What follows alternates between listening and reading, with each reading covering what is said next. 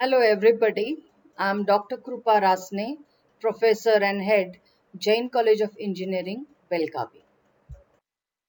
Now, as we are continuing with the revision, this is the second video for the revision of Module 1. And here we'll be looking into the further topics of transport layer security, referring to the same book, that is Cryptography and Network Security Principles and Practices by William Stellings. Explanations. Coming to transport level security, in this particular chapter, we'll be dealing with web security considerations, secure socket layers, transport layer security. These two, web security consideration and secure socket layers, we have dealt with in our previous lectures. In this particular lecture, we'll be dealing with transport layer security. And HTTPS and secure self we will look into in the next particular lecture. Secure socket layer provides security to the data that is transferred between the web browser and the server. SSL itself is not, we know, a single layer protocol as predicted in the image. In fact, it composed of two sub layers, and the lower sub layer is nothing but the SSL record protocol. This component provides integrity and confidentiality services. We also know that this particular SSL protocol is going to provide you with lot of confidentiality, authentication, and reliability. And the reason for popularity of using a security at transport layer is simplicity. Design and deployment of security at this layer does not require any change in TCP/IP protocols that are implemented in an operating system, and only user processes and applications need to be designed, modified, which is less complex. So we know that these are the protocols of SSL architecture as well as TLS architecture, and it sits in the transport layer. And record protocol is basically is just above the TCP, and the remaining three protocols are above that in the application layer, and we have seen the simplicity of this particular protocol. And each of these layers protocols are going to have their different functionality, as we will see. So let us look now into SSL TLS record protocol. We know, as I told, record protocol secures application data using the keys created during the handshake. And it is also responsible for securing application data and verifying its integrity and origin of the data. And as repeat, the different layers in SSL has got different responsibilities to fulfill. Now let us look at SSL TLS record protocol operation, how it exactly operates. We have the figure on the next slide and I will show it to you, but before that let us see these operations that take place in record protocol before the data actually is sent to the TCP layer. So the record protocol takes the application message to be transmitted and breaks it down into fragments. So they are nothing but some manageable blocks of 214 bytes or even less. And later on, it also compresses the data. Note that this is optional compression. And the next step would be to add the MAC over the compressed data. Now, when we say MAC, we have already understood what a MAC is. So a MAC is a tag, a security code that is typed in by the user or a computer to access accounts or portals. This code is attached to the message or request sender by the user. So it is attached to the message and it gets recognized by the receiving system in order to grant access to the user access. Next is going to the symmetric encryption. So we know that in symmetric key algorithms, the same cryptographic key is used for encryption of plain text and decryption of ciphertext. Either it will be using the block or stream cipher, and we know the difference between the block and the stream cipher, where stream ciphers convert one symbol of plain text directly into a symbol of ciphertext, and block ciphers encrypt a group of plain text as one block. Okay, So this is how we do the encryption, and later on we go to add the header, and after adding the header we transmit it into the TCP segment. Now at the receiver end, if you see, the received data will, we have to move from backward, are decrypted first, right? And then it will be verified, this MAC who is the sender, like that, and then it will be decompressed, okay, and then these fragments will be reassembled and before being delivered to the higher level of users. The diagrammatic representation of the protocol, record protocol operation, is shown here. So we have on the top the application data, which we call it as the payload. That application data is divided into blocks or fragmented into blocks. Each of these blocks will be further compressed, which is an optional step. Next, we have to add the MAC or the tag to this compressed data. We know that the tag is basically user authentication, and then the whole thing later gets encrypted. The here we are using will be using the symmetric encryption, where both the keys at the transmitter and receiver will be the same key. Later on, after encryption, we'll have to do add the header, and this will append the SSL with this record header, wherein it will pass on to the next TCP layer.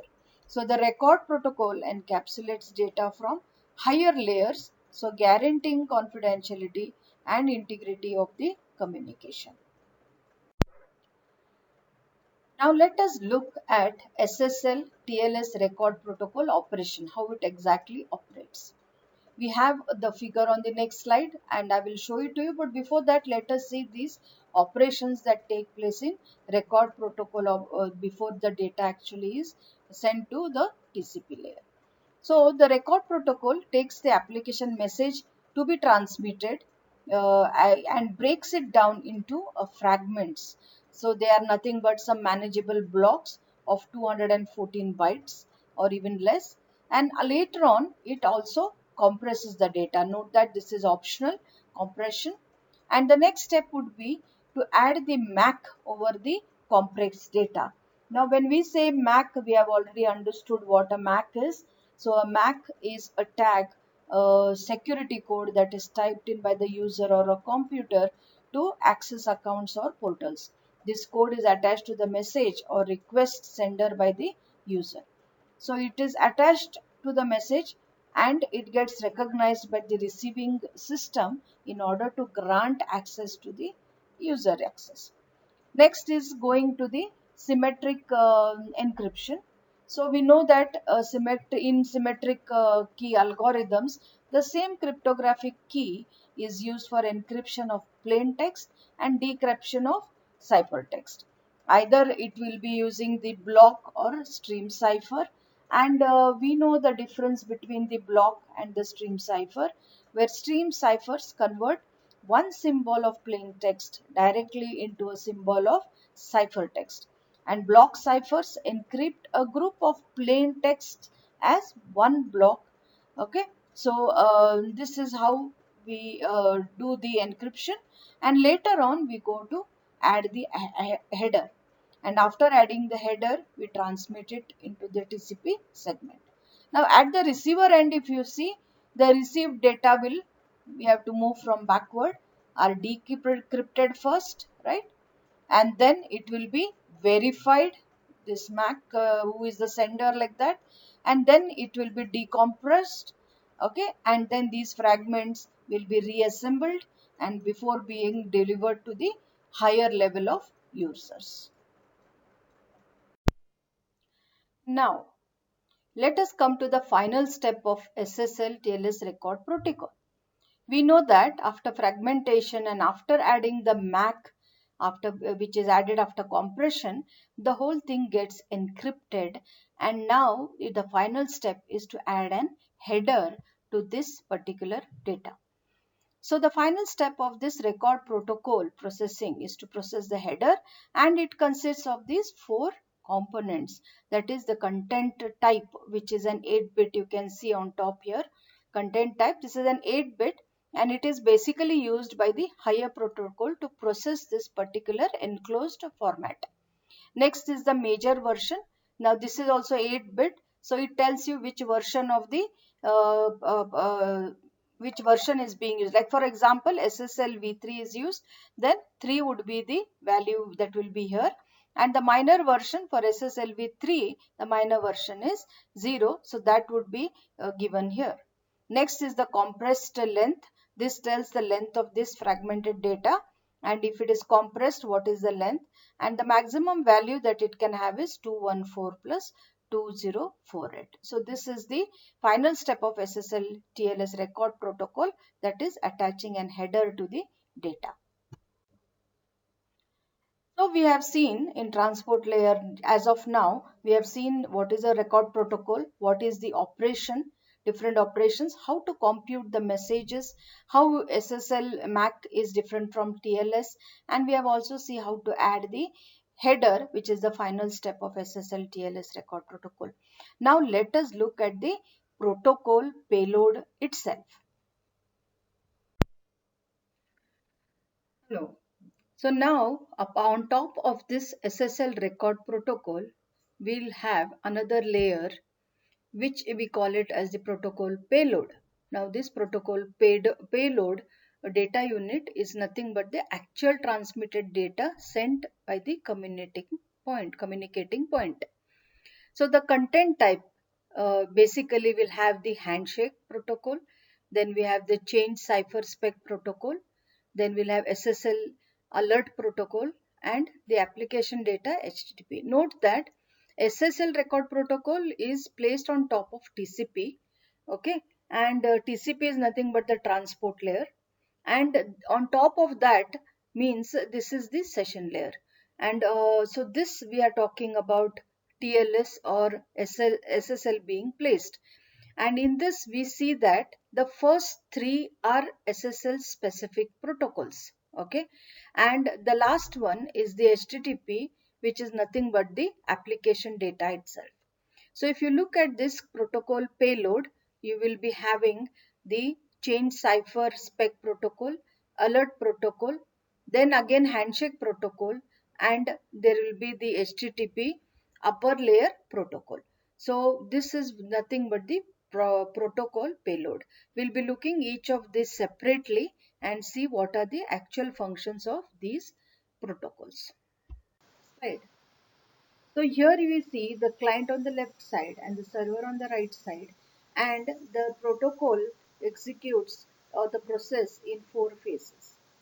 In the first phase, we can see the client sends an hello signal to the server, and the server basically establishes security capabilities including protocol version, session ID, cipher suit, compression methods, and initial random numbers, and sends a reply of hello to the client.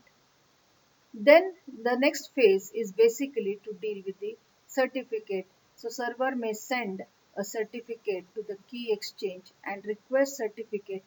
Server signals end of hello message in this particular phase.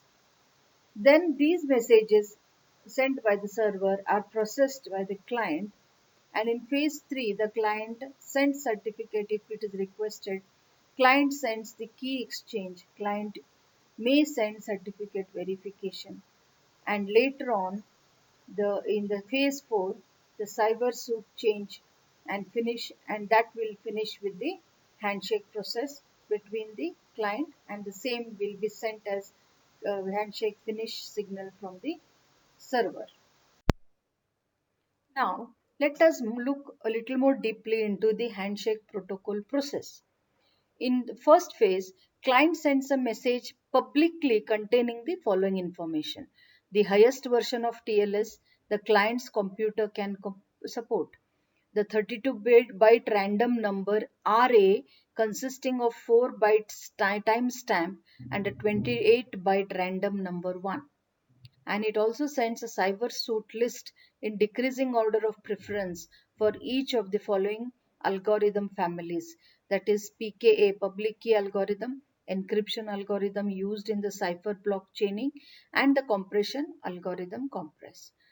In the second phase, the server informs the client about the winning algorithm, which one among the suit has been selected after examining the cyber suit list sent by the client.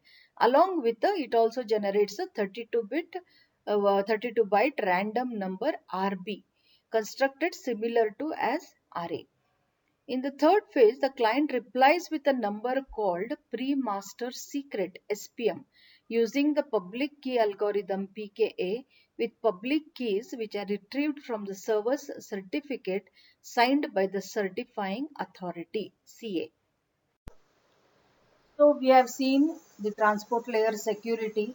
In that we have seen the record protocol. We have also seen how the payload is made, what is alert protocol, and also seen the handshaking protocol in detail. We have also seen the difference in the SSL and TLS. Now let us look into HMAC based pseudo random function, p hash function, and the pseudo random function PRF. The HMAC based pseudo random function. Message authentication code or MAC is a piece of information used for both authentication and integrating checking of a message. A MAC algorithm is a key based algorithm that produces the MAC. The MAC algorithm is also a deterministic algorithm, meaning that it always produces the same MAC for a given message.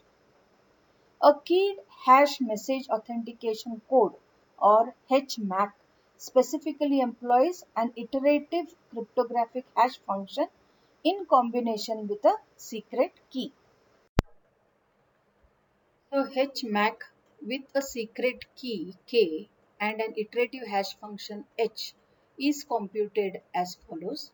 That is HMAC of M is nothing but the hash function of the key XORed with OPAD concatenated with another hash function K XORed with IPAD concatenated with the message. So this is how you are going to see, where OPAD and IPAD are outer and inner padding with a constant hexadecimal value of 5C and 36 respectively. SHA-256 is widely used in practice as HMAC hash function in TLS current implementation. Hash function in TLS are used to generate a pseudo number known to both parties but constructed independently as means to agree on an arbitrary large shared private key. So let's look at this in the next slides.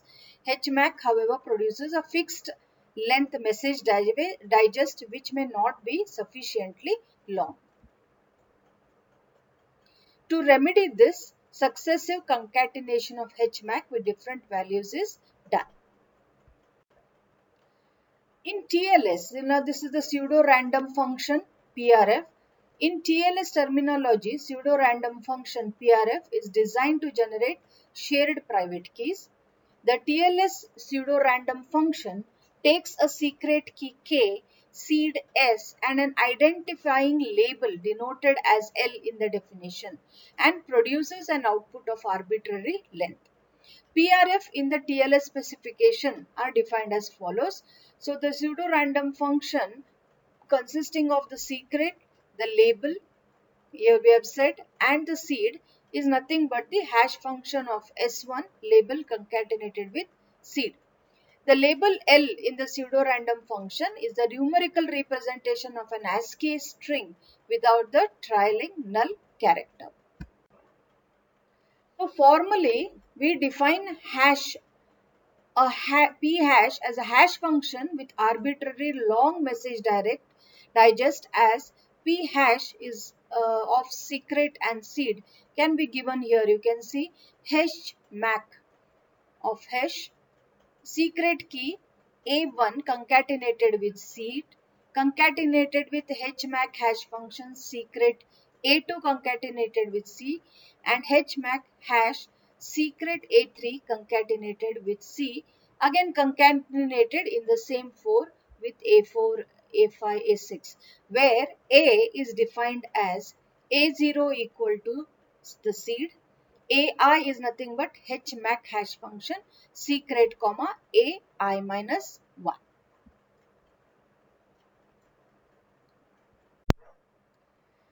Here we will see the diagrammatically representation of the p hash function, which has two inputs, secret and the seed. We have also seen this particular function in the previous slide, and let's see how this function is derived in this diagram. It is almost self-explanatory, but just see, this is the HMAC, which has two inputs. One is the seed and the secret. So the A1 part is basically nothing but the HMAC of these two, and once we get that A1, it gets concatenated with the seed, okay, and then along with the secret we have the HMAC function here, and you get this part of the output.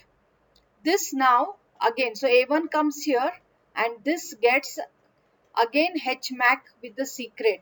So we have seen the second part here, that develops A2, comes out as A2. A2 concatenates with the seed here, and then we do the HMAC hash function along with the secret key, and this gets concatenated with this previous value here. Now A2 again continues here.